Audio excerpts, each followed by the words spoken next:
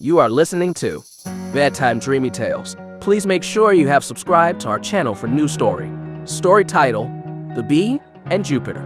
Our story begins on a day when the sun cast its golden hues over Hymettus, igniting the blossoms into a spectacle of colors. The queen bee, after a season of bountiful harvest, decided to present an offering to Jupiter, the mightiest of the Olympian gods. With a heart filled with pride for her colony's hard work, she collected the finest honey, a liquid gold, that glistened with the promise of his unmatched flavor.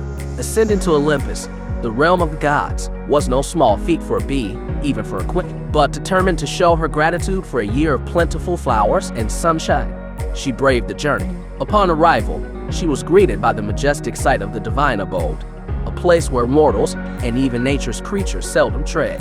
Jupiter, intrigued by the audacity and devotion of such a tiny creature, welcomed her. The queen bee, with reverence, presented her gift of honey, explaining its origin from the lush valleys of Hymettus, nurtured by her diligent bee. The god, pleasantly surprised by the taste of the honey, felt a warm delight he had not known for ages, for the nectar of the gods paled in comparison to this exquisite product of the earth. Pleased with the gift, Jupiter, in his generosity, offered the queen bee any boon she desired.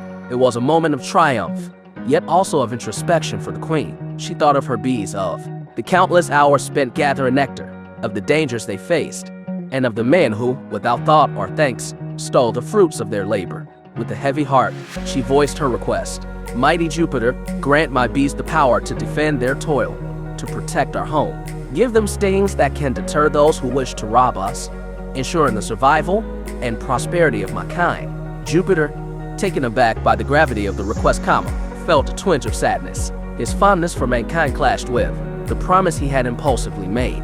The queen bee's plea stemmed from love for her subjects, yet it harbored a potential for sorrow and harm. Bound by his word, Jupiter conceded. Stings you shall have, he decreed, but let this gift be a reminder of the balance between protection and sacrifice. Thus, the bees were endowed with stings, weapons to guard their efforts and lives. Yet, the boon came with a grave caveat. With each sting, a bee would meet his end. The sting, once used, would mark not only the aggressor but also seal the fate of the brave defender. The queen bee, upon understanding the full extent of Jupiter's decision, felt a pang of regret.